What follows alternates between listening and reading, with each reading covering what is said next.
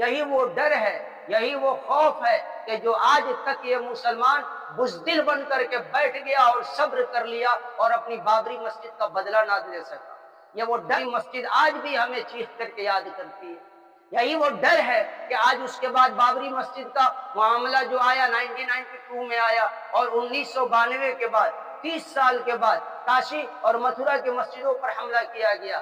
وجہ کیا تھی؟ یہ سب سے بڑی وجہ یہ تھی کہ مسلمانوں کی بزدلی تھی۔ مسلمانوں کو اس وقت لات مار کر کے دیکھا گیا تھا کہ یہ قوم سوئی ہوئی ہے یا واقعی میں مر چکی ہے۔ اندازہ لگا کہ جب بابری کو شہید کر دیا گیا اور مسلمانوں کے کانوں پر جوں تک نہیں رہیں گے، ہندوستان کی تاریخ میں ہندوستان کے آئین کا، ہندوستان کے دستور کا، ہندوستان کے قانون کا جو سب سے بڑا قتل عام ہوا ہے وہ 23 جنوری 2024 کو ہوا ہے، کہ جو بابری مسجد کے تعلق سے جو فیصلہ ججمنٹ آیا تھا کہ سارے ایویڈنس، سارے کلو اور ساری رپورٹ اور ساری دستاویز اور ساری دلائل، سارے ثبوت بابری مسجد کے حق میں ہے، فیصلہ لیکن کیا جاتا ہے کہ مسلمانوں کو یہ زمین مسلمانوں کی ہے، لیکن آستھا کے بنا پر یہ زمین دی جائے گی رام مندر بنانے کے لیے۔ میں کیا بتاؤں آپ کو وقت ملے آپ جائیں کبھی ایودھیا، وہاں پر آج بھی حضرت شیش علیہ السلام کی قبر ہے۔ حضرت شیش تھے کون؟ حضرت آدم علیہ السلام کے بیٹے تھے، آج بھی ان کی قبر وہاں پر موجود ہے۔ آزادی کے بعد آج تک ہمارے ایجوکیشن میں کچھ معاملہ نہیں، کیوں؟ اس لیے کہ اس قوم کو تعلیم سے کوئی سروکار ہی نہیں رہا۔ اس قوم کو پہلی اللہ رب العزت کی طرف سے جو متنبہ کیا گیا تھا اور جو پہلا حکم دیا گیا تھا جس قوم کے نبی کو، اقرا، پڑھیے بسم ربک الذی خلق، پڑھیے اپنے رب کے نام سے جس نے آپ کو پیدا کیا۔ افسوس کہ علم کے میدان میں، تعلیمی معیار میں آج یہ قوم سب سے نیچے ہے۔ آج اپنا معاملہ ہو ہمیں وکیل ڈھونڈنا پڑتا ہے۔ دو چار اگر وکیل ہیں بھی تو بیچارے زر خرید ہیں، دو چار وکیل اگر مل بھی جائیں گے تو چونکہ ظاہر سی بات ہے کوؤں کے بیچ میں اگر ہنس کو ڈال دیا جائے کچھ دن کے بعد وہ بھی سوچے گا کہ ہم بھی کالا ہو جائے۔ آج کی جو تاریخ ہے 6 دسمبر 1992 کی، آج ہی کی وہ تاریخ ہے جس دن کی بابری مسجد کو شہید کیا گیا تھا۔ لیکن مسئلہ یہ نہیں ہے کہ بابری مسجد کو شہید کیا گیا۔ ایک پوائنٹ پر میں آپ سے بات کروں گا کہ ذرا ہم غور کریں کہ بابری مسجد کو پہلے شہید کیا گیا تھا یا اس مسجد پر پہلے تالا لگایا گیا تھا؟ پہلے تالا لگایا گیا تھا۔ بہت اچھا، اب بتاؤ کہ پہلے تالا لگایا گیا تھا یا پہلے اس مسجد میں نماز ادا کرنا چھوڑ دیا گیا تھا؟ پہلے مسلمانوں نے اس مسجد سے دوری اختیار کر لی، مسلمانوں نے نماز پڑھنا چھوڑ دیا، اس مسجد میں جانا چھوڑ دیا، تب جا کر سامنے والے کو موقع ملا کہ یہ مسجد خالی ہو چکی ہے، اب ایک فتنہ برپا کیا جائے، اور اس فتنے کے تحت جو حکم دے دیا کہ اس مسجد میں تالا لگا دیا جائے۔ مالا چڑھانے کے پہلے وجہ کیا بنی؟ تو اس مسجد کو پہلے مسلمانوں نے چھوڑ دیا۔ آج اگر ہم اپنی شہر کی تمام مساجد کو دیکھیں، ہر مسجدوں کا تقریباً حال یہی ہے، چاہے وہ ہمارے آرا کی مسجد ہو، چاہے وہ ہندوستان کی کوئی بھی مسجد دیکھ لے، یہ مسجدیں صرف لگتی ہیں ہاں کہ جمعے کے دن مسجد ہے، جمعے کی نماز کے علاوہ جمعے کے دن بھی نہیں، جمعے کی نماز کے وقت میں لگتا ہے کہ یہ مسجد ہے اور لگتا ہے کہ ہاں یہاں مسلمان ہیں۔ جمعے کی نماز ختم ہو گئی، عصر کے لیے مؤذن اذان دے حی علی الصلاۃ، آدھے نوجوان کہیں گے کہ ہم کھڑے ہو کے پیشاب کر لیے تھے، پانی نہیں پیے۔ پرسنٹیج نوجوان یہ کہیں گے کہ ہم ناپاک ہو گئے، پرسنٹیج لوگ کہیں گے کہ ہم تجارت میں چلے گئے، ہم بازار کرنے چلے گئے، ہم کھیلنے چلے گئے۔ تو اب بتاؤ کہ مسجد ویران ہم کریں، پھر کیوں الزام لگائیں دوسرے پر؟ کہ ایک مسجد میں گیا اور بڑی ماشاءاللہ 3 منزلہ مسجد، 4 منزلہ مسجد، 4 منزلہ مسجد بنائی گئی تقریباً 4-5 کروڑ کے خرچ سے۔ ہم نے سوال کر دیا، ایک بات بتائیں کہ دن بھر میں 5 وقتہ نمازی کتنے ہیں؟ 200۔ کتنے؟ 200۔ تو ہم نے کہا کہ تب تو ہمیں ڈر لگ رہا ہے کہ اللہ تعالیٰ کو سزا نہ دے دے، کتنی اونچی جو بڑی مسجد آپ نے بنائی ہے، ظاہر سی بات ہے کہ آپ نے قوم کا کروڑوں روپے برباد کر دیے۔ آپ نے قوم کے کروڑوں روپے برباد کر دیے، کیا ضرورت ہے؟ اگر ہمیں جب جمعے کی نماز کا ہی اہتمام کرنا ہو، صرف جمعہ پڑھنے والے ہی اور جمعے کے دن ہی ہماری مسجدیں بھرے، تو کیا ضرورت ہے لاکھوں کروڑوں روپے لگا کر کے مسجد بنانا؟ ہم 50,000 میں 1-2 لاکھ میں ہم ٹینٹ کا سامان نہ خرید لیں کہ اوپر ٹینٹ لگا دیں کہ جمعہ والے چلو اوپر چلے جاؤ، اور جو کروڑوں روپے جو بچے وہ قوم کے کسی فلاحی کام پر استعمال کیا جائے، قوم کے لیے اداروں کا استعمال کیا جائے، قوم میں جو بیوہ ہیں، یتیم بچیاں ہیں، ان کے شادی کے لیے کیوں نہ خرچ کیا جائے؟ تعلیم کا کوئی اچھا سسٹم نہیں ہمارے پاس، کیوں نہ ان کروڑوں روپے کو تعلیم پر، ایجوکیشن پر خرچ کیا جائے؟ ہمارے پاس کوئی نہ تو دینی ادارہ ہے ڈھنگ کا، نہ کوئی دنیاوی ادارے ہیں ڈھنگ کا، کیوں نہ ہم ان چیزوں پر خرچ کریں؟ کیا ضرورت ہے کہ ہم کروڑوں کی مسجد بنا لیں؟ کیا ضرورت ہے کہ ہم چاروں طرف سے پورے دیوار کو اور رگ و روغن کر کے اور پورے قالین کی جگہ پر پورا وہ مخمل بچھا کر کے، یا پھر وہ گرمی کے دنوں میں ہم سنگ مرمر بنا کر کے تاج محل بنانے کی کیا ضرورت ہے؟ مسجد بنائے نا جہاں ہم نماز پڑھ لیں، جہاں سے قوم کی ایک نئی نسل کی بنیاد پڑ سکے، کیوں نہ ہم وہاں پر فوکس کریں؟ ہندوستان کی اکثر، یہ ہندوستان کی خصوصیت بتا رہا ہوں میں، کہ اکثر مسجد کی جو اراکین ہیں وہ یہ سمجھتے ہیں کہ چلو کمپٹیشن میں ایک فلانی مسجد بنی ہے، اس سے عالی شان ہم مسجد بنوائیں گے۔ کیوں؟ کیا ہو جائے گا اس سے؟ مسجد بنانے کی فکر سب کو ہے، اپنے خود کو نمازی بنانے کی فکر کسی کو نہیں۔ محلے کی مسجد عالی شان بنے، بھلے ہمارے گھر کا ہر ایک فرد بے نمازی رہے، مسجد میں ہمارا ٹائلس لگ جائے، سنگ مرمر لگ جائے، بھلے تعلیم کی کریم ہمارے بچوں کے چہروں پر نہ آئے، مسجد بنائی جائے، مسجدوں کی بنیاد ڈالی جائے، مگر بلا ضرورت مسجد کو ڈیکوریٹ کرنا اور مسجد کی بنیادوں کو 4 منزلہ بنانا، یہ یقین جانے کہ یہ اللہ کے یہاں گرفتار ہونے کا ایک راستہ ہے۔ جتنی ہمیں ضرورت ہو ہم مسجد اتنی بنائیں۔ اب بنا لے ہم 4 منزلہ، معلوم ہو کہ عید بقرعید کے دن بھی اوپر صرف 4 وہ بچے کھیلنے کے لیے گراؤنڈ بنا رہے ہو، مسجد بنا رہے ہو۔ مسجد نبوی کو دیکھیں، رسول اکرم صلی اللہ علیہ وسلم کی زمانے میں وہ مسجد بڑی چھوٹی سی تھی، کچی دیواری تھی، گھاس پھوس کا چھت تھا، لیکن جیسے جیسے صحابہ بڑھے، مسلمان بڑھے، نمازی بڑھے، پھر وہ مسجد بڑھتی چلی گئی، بڑھتی چلی گئی، بڑھتی چلی گئی، آج اتنی بڑی ہو گئی کہ نمازی زیادہ ہو جاتے ہیں، مسجد نبوی کی زمین کم پڑ جاتی ہے۔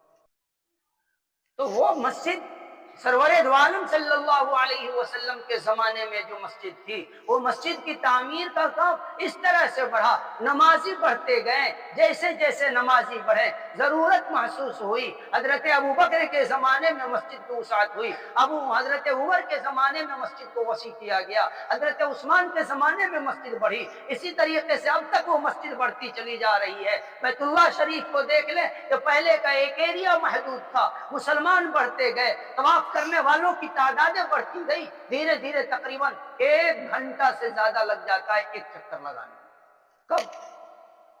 کب طواف کرنے والوں کی تعداد بڑھ گئی، اب جگہ کو بڑھاؤ، نماز پڑھنے والوں کی تعداد بڑھ گئی، اب بڑھاؤ۔ اب ہماری ٹینڈنسی بالکل، ہماری سوچ الٹی ہو گئی ہے، 4 منزلہ مسجد کو بنوا لو، نمازی کون آئے گا؟ نہ ابھی شادی کریں گے، بیٹا ہوگا، پوتا پوتی آئے گا نماز پڑھنے، ابھی شادی نہیں کیا پوتا پوتی کی سوچ رہا ہے، تو کب آتا ہے نماز پڑھنے؟ نہ ہم جمعہ کو آتے ہیں، بے شرم کہیں کہ تو جمعے کی نماز پڑھنے آ رہا اور اپنی نسلوں سے امید رکھ رہا ہے کہ وہ آئیں گے نماز پڑھنے کے لیے۔ یہ بڑی تلخ بات ہے لیکن حقیقت ہے۔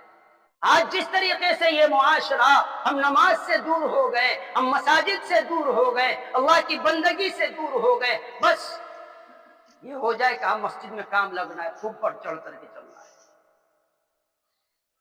خوب بڑھ چڑھ کر کے۔ اللہ کے گھر کو، اللہ کی مسجد کو وہی لوگ بناتے ہیں، من آمن باللہ والیوم الآخر، جو اللہ پر ایمان رکھنے والے ہوں اور قیامت کے دن پر ایمان رکھنے والے ہوں، وَأَقَامَ الصَّلَاةَ وَآتَى الزَّكَاةَ، اور جو نماز قائم کرنے والے ہوں اور جو زکوٰۃ ادا کرنے والے ہوں۔ نماز پڑھنا نہیں، مسجد بنا کے کیا کرو گے؟ کیا کرو؟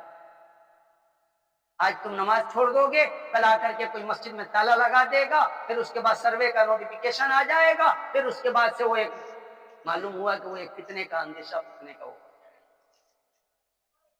اور جو اہم بات اللہ تعالیٰ نے کہی وہ یہ کہ وَأَقَامُوا الصَّلَاةَ وَآتَوُا الزَّكَاةَ، اس آیت پر غور کرنا، وَلَمْ يَخْشَ إِلَّا اللَّهَ، اللہ کے علاوہ کسی سے ڈرنے والا نہ ہو، اللہ کے علاوہ کسی سے ڈرنے والا نہ ہو۔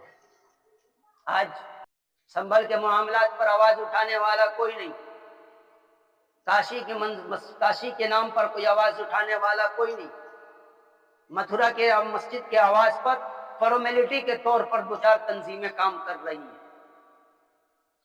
فارمیلٹی کے طور پر دو چار تنظیمیں کام کر رہی ہیں، اس میں یہ انکار نہیں کروں گا، لیکن یہ جو میں لفظ استعمال کر رہا ہوں شاید آپ میں سے بہت سے لوگ متفق نہ ہوں کہ فارمیلٹی کے طور پر بابری مسجد کا کیس چلا تقریباً 30 سال چلا نا، 92 سے لے کر کے پہلا ڈیسیزن آیا تھا نا 2019 میں، 2019 میں پھر بھی وہ کیس چلتا گیا، اور اس کے بعد 2019 کے بعد ایک قانون آتا ہے کہ ایسا ہے کہ اس جگہ پر مندر بنائی جائے اور مسجد کے لیے دوسری زمینیں دے دی جائیں گی آپ کو۔ جتنی آج تنظیمیں جو کیس لڑ رہی ہیں کہیں نہ کہیں خاموشی اختیار کر کے سب نے ایکسپٹ کر لیا، ہندوستان کا صرف ایک سیاسی لیڈر ہے، بدقسمتی اس کو جس کو ہم یتیم کہتے ہیں، جس نے آواز اٹھایا تھا، سب سے پہلی آواز اس نے اٹھائی تھی کہ ہمیں خیرات نہیں چاہیے، تب جا کر کے تنظیمیں بیدار ہوئی تھی کہ نہیں بھائی صحیح کہہ رہا ہے کہ ہمیں خیرات نہیں چاہیے، اور 2024 میں آ کر کے پھر وہ ڈیسیزن ہو گیا، خاموش ہو گئے۔ کیوں؟ ہندوستان کی عدالت مر گئی تھی، ہندوستان کی عدالت بزدل ہو گئی تھی، تم انٹرنیشنل کورٹ تک تمہیں جاتے، جہاں ہندوستان کے قانون کی دھجیاں اڑاتے ہوئے آستھا کے بنیاد پر کسی چیز کا فیصلہ کر دے اور تم خاموشی سے ایکسپٹ کر لو۔ میں کیوں نہ کہوں کہ تمہارا لڑنا یہ یوٹیلیٹی نہیں ہے بلکہ تم ایک فارمیلٹی کے تحت لڑ رہے ہو۔ آج لڑ رہے ہیں سنبھل کے معاملے کو بھی لے کر کے، کاشی اور متھرا کی مسجدوں پر بھی لڑ رہے ہیں، رزلٹ یہی آئے گا جو بابری مسجد کا آیا ہے، اور یہ رزلٹ اس طرح سے ہندوستان کی تمام مسجدوں کے بارے میں اسی طرح کا رزلٹ آتے رہیں گے، یقین کر لو، جب تک کہ ہم اور آپ بیدار نہیں ہوں گے، یہ قوم جب تک بیدار نہیں ہوگی، یہ قوم جب تک اپنے اندر حضرت خالد بن ولید والی صفت پیدا نہیں کرے گی، اور جب تک یہ اللہ کا وہ حکم وَلَمْ يَخْشَ إِلَّا اللَّهِ، اللہ کے علاوہ کسی سے ڈرنا جب تک نہیں چھوڑ دے گی، اس کی مسجدوں پہ بلڈوزر چلتے رہیں گے، ہماری مسجدوں پر تالے لگتے رہیں گے، اور ہماری مسجدوں پر قانون کے اسی طرح ہتھوڑے پڑتے رہیں گے۔ ضرورت ہے ہم اپنے رشتے کو، اپنے تعلقات کو اللہ سے آسان کریں، استوار کریں، ورنہ یقین کریں یہ ابھی شروعات ہے، یہ شروعات ہے۔ اب کمال کی بات ایک اور آخر میں ایک بات کہتا چلوں، صاحب کا ابھی سوشل میڈیا پر ایک تقریر وائرل ہوا ہے، تقریر کا ان کا خلاصہ تھا کہ اب تم چھیڑے ہو، اب دیکھ لینا کیا ہوگا۔ کیا چھیڑے ہو؟ میں خلاصہ بتا رہا ہوں کہ اجمیر کو اب چھیڑے ہو تم، اب دیکھ لینا کیا ہوگا۔ یا ایسی مولوی ہیں جو لوگوں کے ایمان کو ڈاکہ اس طرح سے ڈال رہے ہیں، اللہ کے گھر کی کوئی ویلیو نہیں، مسجد بابری کی کوئی ویلیو نہیں، کاشی کی مسجد کی کوئی ویلیو نہیں، متھرا کی مسجد کی کوئی اہمیت نہیں، سنبھل کی مسجد کی کوئی اہمیت نہیں، اور ایک اللہ کے ولی کے مزار پر جب بات آئی اب تمہارے لیے اتنا وہ اہم ہو گیا، ہزاروں ایسی مزاریں قربان ایک مسجد پر، کیونکہ مسجد جو ہوتی ہے وہ اللہ کا گھر ہوتا ہے، مسجدیں اللہ کا گھر ہوتی ہیں، اور اللہ کے گھر سے بڑی عظمت کسی اور چیز کی نہیں ہو سکتی، کوئی بھی مقام، کوئی بھی پیلیس۔ یہ وہ مسجدیں ہیں کہ جہاں دن رات اللہ کے رحمت کے فرشتے برستے رہتے ہیں، اللہ کی رحمتیں اترتے رہتی ہیں۔ اب ذرا غور کریں ہم کہاں جا رہے ہیں۔ ضرورت ہے اس وقت کہ ہم اپنے ایمان کی فکر کریں، اور ایمان یہ ہے، ایمان کا ادنا درجہ یہ ہے وَلَمْ يَخْشَ إِلَّا اللَّهِ، کہ اللہ کے علاوہ دل میں کسی کا خوف نہیں ہو، اللہ کے علاوہ کسی کا ڈر نہ ہو۔ वलम यख्शा इल्लल्लाह, अल्लाह ने कैद लगाई है। मस्जिद बनाने वाले वही लोग हैं जो अल्लाह पर ईमान रखते हो, आखिरत पर ईमान रखते हो, नमाज कायम करने वाले हो, ज़कात अदा करने वाले हो। वलम यख्शा इल्लल्लाह, और अल्लाह के अलावा किसी से डरने वाले नहीं हो।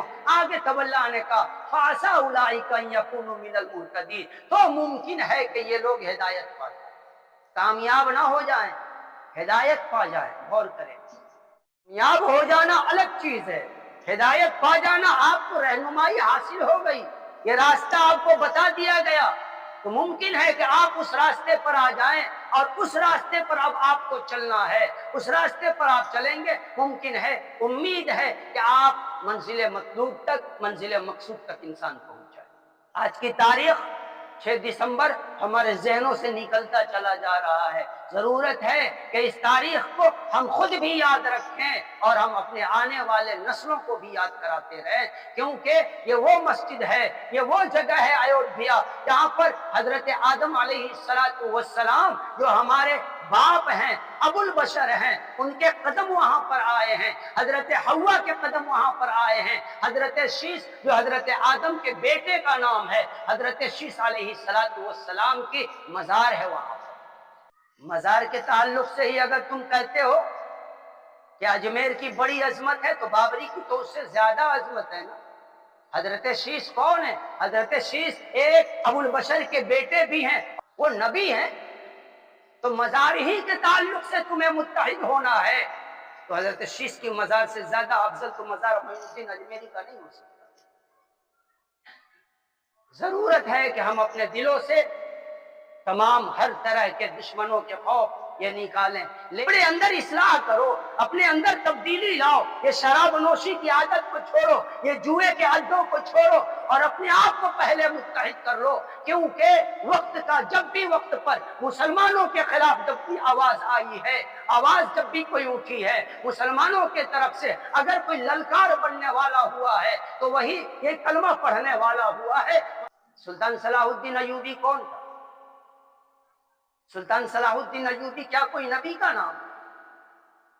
सुल्तान सलाहुद्दीन अय्यूबी यूं ही एक किसी गलियों में पैदा होने वाला लड़का था। एक तरबियत उसकी अच्छी हुई, एक नशा उसको चढ़ गया कि हमें बैतुल मक़दिस को आजाद कराना है। अकेला तने तनहा फौज की क़यादत करते हुए, सैकड़ों मुनाफिकों का सामना करते हुए यहूदो नसारा का सफाया किया और फिर उसके बाद बैतुल मक़दस पर इस्लाम का परचम को बुलंद कर दिया। एक जुनून था, लेकिन उस जुनून से पहले ये फन कि हमें अल्लाह के अलावा किसी से नहीं करना है। जरूरत इस चीज की है हम अपने अंदर इस्लाह करें, हम खुद की इस्लाह करें, अपनी नस्लों की फिक्र करें, अपने बच्चों की फिक्र करें। बच्चे हमारे जुआ खेलने जुआरियों के साथ घूम रहा है, बाप सवाल नहीं कर सकता तो उसके साथ क्यों घूम रहा है? शराब के अड्डे की तरफ से हमारा बेटा आ रहा है, हम देख रहे हैं, कहां गया था, उधर पूछने की हिम्मत नहीं। क्यों क्यों? जरूरत इस चीज की है हम अपने अंदर तब्दीली लाएं, हम अपने मुआशरे की फिक्र करें, हम अपने बच्चों की कम से कम छोड़े मुआशरे की, हर इंसान अपने भाइयों की फिक्र की जिम्मेदारी ले ले, अपने बच्चों की इस्लाह की जिम्मेदारी ले ले। यकीन जाने 2 से 4 दिनों के अंदर मुआशरे में तब्दीली आ जाए। अल्लाह ताला कहने सुनने से ज्यादा समझ के व अमल की तौफीक अता फरमाए। आमीन व आखिर दावाना अल्हम्दुलिल्लाह।